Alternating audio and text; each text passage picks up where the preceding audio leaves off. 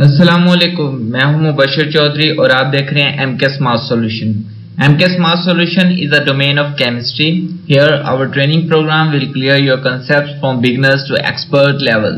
It means MK Smart Solution का मकसद है कि हमने तमाम स्टूडेंट्स के लिए मैट्रिक टू मास्टर लेवल तक तमाम केमिस्ट्री कोर्सेज को डिजिटलाइज करना है और हर लेवल के स्टूडेंट के लिए बहुत ही ज्यादा आसान और मददगार प्लेटफॉर्म क्रिएट करना है।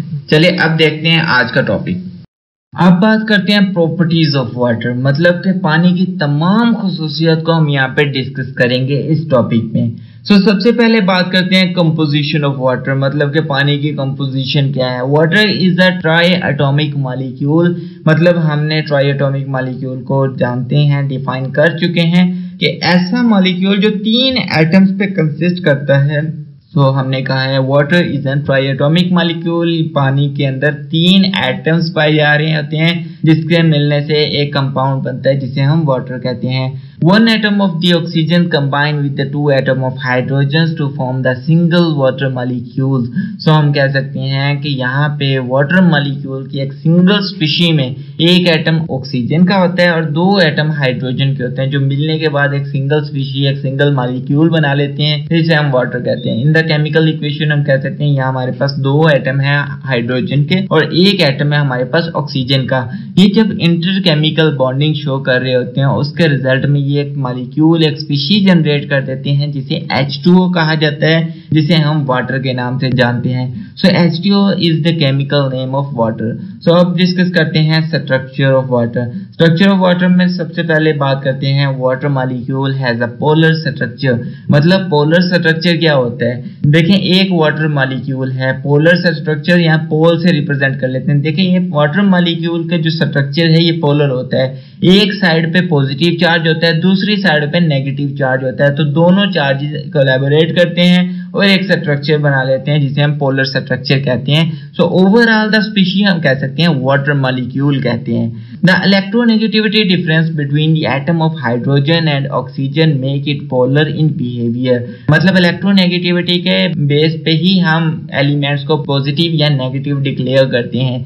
यहाँ पे हमारे पास हाइड्रोजन की है जो इलेक्ट्रोनेगेटिविटी कम होती है, इस पे पार्शियल पॉजिटिव चार्ज होता है, और ऑक्सीजन की इलेक्ट्रोनेगेटिविटी ज्यादा होती है क्योंकि ऑक्सीजन का साइज है वो छोटा होता है, ऑक्सीजन के अंदर इलेक्ट्रॉन्स की क्वांटिटी ज्यादा पाई जा रही होती है, ऑक्सीजन का न्यूक्लियर चार्ज भी ज्यादा होता है और इसकी force of attraction, effective nuclear charge भी बहुत ज्यादा होता है, जिसकी वजह से इसकी बहुत सारी प्रॉपर्टीज को हम एलेबोरेट कर सकते हैं, लेकिन यहाँ पे हम सिर्फ और सिर्फ इलेक्ट्रोनेगेटिविटी को डिफाइन करते हैं। हाइड्रोजन और ऑक्सीजन की पोलर नेचर इनकी इलेक्ट्रोनेगेटिविटी डिफरेंस की वजह से एग्जिस्ट कर रही होती है, जिसकी वजह से पानी जो है वो पोलर बिहेवियर शो कर रहा होता है, water molecule polar behaviour represent कर रहा होता है। नेक्स्ट हमारे पास है one end of the molecule is partially positive। अब ये जो partially positive end है वो हाइड्रोजन एटम होंगे, while the other end has the partial negative charge in the single molecule, मतलब एक मॉलिक्यूल है वाटर का, H2O का एक मॉलिक्यूल है, उसमें जो पार्शियल पॉजिटिव चार्ज है वो हाइड्रोजन पे होगा क्योंकि हाइड्रोजन की इलेक्ट्रोनेगेटिविटी कम होती है, और उसके अलावा जो पार्शियल नेगेटिव चार्ज होगा वो हमारे पास है ऑक्सीजन पे क्योंकि ऑक्सीजन की इलेक्ट्रोनेगेटिविटी पावर बहुत ज्यादा होती है। देखिए नेगेटिव और पॉजिटिव 2 पोल बन गए हैं पानी के अंदर। हम कह सकते हैं water shows water represent the polar nature, polar behaviour. A pure water molecule is a clear, colorless, tasteless liquid।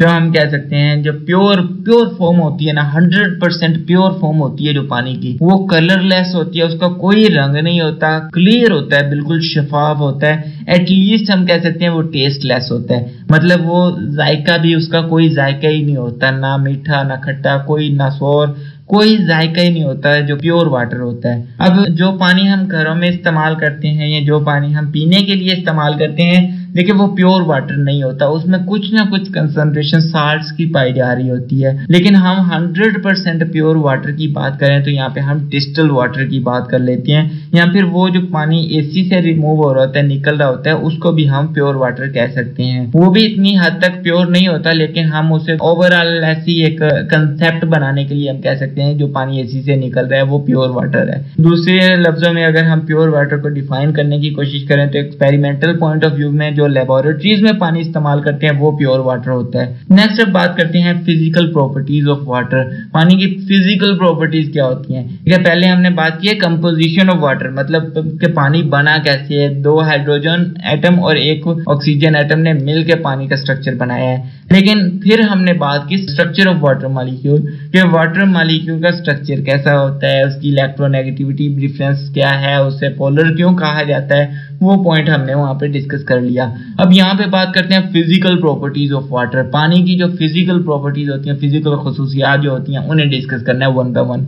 Water is a neutral to litmus, मतलब हमें पता है कि पानी की जो पीएच होती है वो 7.0 होती है, और लिटमस जो होता है, लिटमस पेपर कह लें या लिटमस सॉल्यूशन कह लें, वो एक ऐसा इंडिकेटर होता है जो एसिडिटी और बेसिक नेचर को डिटेक्ट करने के लिए इस्तेमाल किया जाता है। जब पानी की पीएच 7 है तो पानी के अंदर ना तो एसिडिक कंपोनेंट पाया जा रहा है ना ही बेसिक कंपोनेंट पाया जा रहा है, तो ओवरऑल जो नेचर होती है पानी की वो न्यूट्रल होती है। सो लिटमस पेपर पे पानी जो होता है वो न्यूट्रल रिप्रेजेंटेशन, न्यूट्रल रिजल्ट जाहिर कर रहा होता है। Its freezing point is 0 degree Celsius while the boiling point is 100 degree Celsius at sea level। मतलब सतह समंदर के लेवल पे हम बात कर लेते हैं कि जब पानी को हम फ्रीजिंग पॉइंट तक ले जाएं, ऐसी हद तक, ऐसी लिमिट तक ले जाएं टेम्परेचर की, जहां पे पानी बर्फ में कन्वर्ट हो जाए, फ्रीज हो जाए, सॉलिड फॉर्म में कन्वर्ट हो जाए, उसे 0 डिग्री सेल्सियस नोट करते हैं वो टेम्परेचर की लिमिट। और वो लिमिट टेम्परेचर की जहां पानी जो है वो वेपराइज होना स्टार्ट हो जाए, मतलब उसे बॉइलिंग पॉइंट कहा जाता है, और वो एट सी लेवल हम कह सकते हैं 100 डिग्री सेल्सियस होता है। सो ओवरऑल हम इस पॉइंट पर डिस्कस कर सकते हैं वाटर के बारे में। Its freezing point is 0 degree Celsius while the boiling point is 100 degree Celsius at sea level. So next discuss करते हैं the maximum density is 1 gram per centimetre cube at 4 degree Celsius. मतलब हमने क्या करना है, पानी की डेंसिटी मेजर करनी है। हमने पानी का टेम्परेचर तो मेजर कर लिया है with regarding to sea level, हमने अब बात करनी है डेंसिटी की, पानी कितना गाढ़ा होता है। मैक्सिमम जो डेंसिटी होती है ना पानी की, वो 4 डिग्री सेल्सियस, 4 डिग्री सेल्सियस पे 1 ग्राम पर सेंटीमीटर क्यूब होती है। सो ये इतना ज्यादा गाढ़ा नहीं होता, इतना ज्यादा डेंस नहीं होता। सो यहाँ पे बात करते हैं, it is an excellent solvent for the ionic as well as the molecular compound. मतलब जो पानी है उसमें आयनिक कंपाउंड्स बहुत आसानी से सॉल्युबल होते हैं, हल हो जाते हैं, डिसॉल्व हो जाते हैं, और एटलीस्ट सिर्फ आयनिक ही नहीं, मॉलिक्यूलर कंपाउंड्स भी बहुत ज्यादा आसानी से यहाँ डिसॉल्व हो सकते हैं। अगर आपको आयनिक या मॉलिक्यूलर कंपाउंड्स का नहीं पता है ना, तो आप केमिस्ट्री क्लास 9th की प्लेलिस्ट में चले जाएं, उसमें हमारे पास स्ट्रक्चर ऑफ मॉलिक्यूल है, यूनिट नंबर 4, उसे स्टडी कर लें, एनालाइज कर लें। उसमें ये सारे कंसेप्ट बहुत अच्छे से ब्रीफ किए हुए हैं। आयनिक कंपाउंड्स क्या होते हैं, मॉलिक्यूलर कंपाउंड्स क्या होते हैं, उसमें हमने बहुत अच्छे से स्टडी किए हैं ये सारे लेक्चर्स। सो नेक्स्ट बात करते हैं, it has unusual high heat capacity. मतलब पानी की जो हीट कैपेसिटी है वो बहुत हाई होती है, अबाउट 4.2 जूल पर ग्राम पर केल्विन। मतलब कि इतनी ज्यादा हाई कैपेसिटी होती है पानी की, which is 6 time greater than that of rocks. मतलब कि इतनी ज्यादा हीट कैपेसिटी रॉक्स की, चट्टानों की भी नहीं होती। देखिए यहाँ पे एक बड़ा एक कंसेप्ट आ जाता है हमारे पास कि रॉक्स जो हैं वो सॉलिड फॉर्म में पाई जा रही हैं, वाटर जो है वो लिक्विड फॉर्म में पाया जा रहा है, लेकिन फिर भी वाटर की हीट कैपेसिटी, मतलब हरारत को एब्जॉर्ब करने की जो कैपेसिटी है वो ज्यादा होती है, एटलीस्ट 4.2 जूल पर ग्राम पर केल्विन होती है। सो इसकी मेजर वजह क्या है? इसकी वही वजह है जो पानी को डिक्लेयर करती है एज एन यूनिवर्सल सॉल्वेंट। मतलब हम इसे हाइड्रोजन बॉन्डिंग और जो पोलर नेचर है पानी की, ये दोनों बड़ी वजूहात हैं जो पानी की हीट कैपेसिटी इतनी ज्यादा होती है। नेक्स्ट बात करते हैं, this specific properties of water keeping the earth temperature with in limits. मतलब ये जो पानी की क्वालिटी है, हीट कैपेसिटी, ये पानी को एक ऐसी स्पेसिफिक प्रॉपर्टी, एक ऐसी खुसूसियात प्रोवाइड करता है जिसकी वजह से पानी जमीन के टेम्परेचर को मेंटेन कर रही होती है विद इन अ लिमिट, एक लिमिट में महदूद रखती है। मतलब हमने, याद होगा आपको कि प्रीवियस चैप्टर द एटमॉस्फेयर में डिस्कस किया था कार्बन डाइऑक्साइड के कंसेप्ट को। अब कार्बन डाइऑक्साइड क्या कर रही होती है? कार्बन डाइऑक्साइड इंफ्रारेड रेडिएशंस को ट्रैप करती है जमीन में, और जमीन के टेम्परेचर को मेंटेन कर रही होती है as a warm of the temperature of the earth.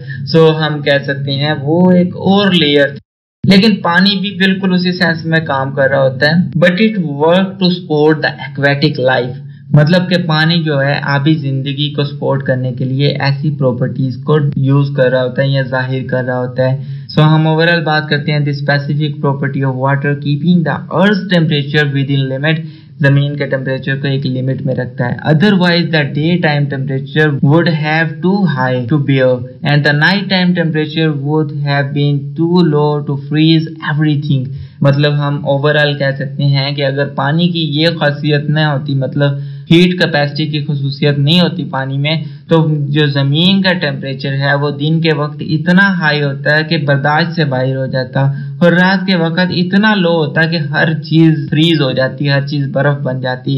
It has high surface tension. So पानी के केस में बात कर लेते हैं, पानी का जो सरफेस टेंशन है वो बहुत ज़्यादा हाई होता है। This unique property of water is responsible for its high capillary action. मतलब ये जो सरफेस टेंशन होती है, ये प्रॉपर्टी ऐसी होती है जिसमें पानी के मालिक्यूल एक दूसरे से बहुत ज़्यादा जुड़े होते हैं और एक दूसरे के साथ एक बहुत ही ज़्यादा इफेक्टिव मोशन क्रिएट कर रहे होते हैं। सो सरफेस टेंशन बहुत ज़्यादा हाई होता है पानी का, और यही जो सरफेस टेंशन की वैल्यू होती है, ये यूनिक प्रॉपर्टी पानी को रिस्पॉन्सिबल करती है फॉर द कैपिलरी एक्शन। अब कैपिलरी एक्शन क्या होता है? Capillary action vital process for the survival by which water rises up from the roots to live in plants। तो कैपिलरी एक्शन में हम ऐसे इसे एक्सप्लेन कर सकते हैं कि जो पानी जमीन में पाया जाता है वो पौधों की जड़ों के जरिए पत्तों तक पहुंचता है। आप देखें कई प्लांट्स तो ऐसे होते हैं जिनकी 70-80 फुट लंबी हाइट होती है, और हमें भी पता है कि हमारे पास अगर ऐसी बिल्डिंग हो जिसकी हाइट 70-80 फीट हो तो हमें वहां तक पानी लेके जाना कितना मुश्किल होगा, कितने पंप इस्तेमाल होंगे पानी को वहां तक ले जाने के लिए। लेकिन ये कैपिलरी एक्शन कुदरत ने एक ऐसा निजाम बनाया है हमारे पास जिसमें बिना किसी पंपिंग पावर, बिना किसी एक्सटर्नल फोर्स के जो पानी है वो जमीन में पौधों के अंदर जड़ों से होते हुए पत्तों तक पहुंचता है। तो ये अल्लाह पाक ने कितना जबरदस्त निजाम बनाया हमारी इस कायनात में। तो इस बात को देखते हुए हम कह सकते हैं it is a very vital process for the survival, कि सर्वाइवल ऑफ लाइफ में हम इसे एलेबोरेट कर सकते हैं। ये जो प्रोसेस है ये बहुत ही ज्यादा अहम है। नहीं तो ऐसा होता है कि अगर हम खुद पंप करते पानी को इतनी हाइट तक तो वो जा नहीं पाता, उसके लिए बहुत सारे हमें एक्सटर्नल सोर्सेज, बहुत सारी एक्सटर्नल एफर्ट्स करनी पड़ती। लेकिन अल्लाह पाक ने कुदरत में ऐसा निज़ाम रखा है कि हम पौधों को देखते हैं 200-200 फुट, हम पहाड़ी इलाकों में चले जाएं बहुत ज्यादा लंबी हाइट के पौधे होते हैं, प्लांट्स होते हैं, दरख्त होते हैं। तो वहां पे हम डिस्कस कर सकते हैं कि कैसे वो पौधे जड़ों से जमीन से पानी को एब्जॉर्ब करते हुए कैपिलरी एक्शन के जरिए पत्तों तक, एटलीस्ट आखिर जो हाइट पे भी होगा ना पत्ते, वहां तक भी पानी पहुंचा रहे होते हैं। तो उसकी बड़ी एक वजह है वो है कैपिलरी एक्शन। तो हमने इसे एक्सप्लेन कर लिया। फर्दर हम इस कैपिलरी एक्शन के प्रोसेस को एक एनिमेशन के जरिए रिप्रेजेंट करेंगे, लेकिन वो आने वाले लेक्चर्स में। उम्मीद करता हूँ हमारी ये मेहनत आपके लिए मददगार साबित हो। प्लीज हमारे चैनल को सब्सक्राइब, लाइक, शेयर जरूर करें, और अगर आप इस तमाम कोर्स को एक ऑर्गेनाइज्ड वे में स्टडी करना चाहते हैं तो आप हमारी वेबसाइट mksmartsolution.blogspot.com, इसका लिंक डिस्क्रिप्शन में मौजूद है, उसे विजिट करें। यहाँ पे आपको आपके कोर्स से रिलेटेड तमाम डाटा एक वेल ऑर्गेनाइज्ड फॉर्म में मिलेगा, from the matric to master level. Thanks to watch. If you have any query, you can find me in comment box, or you can also contact me on WhatsApp. Khuda Hafiz.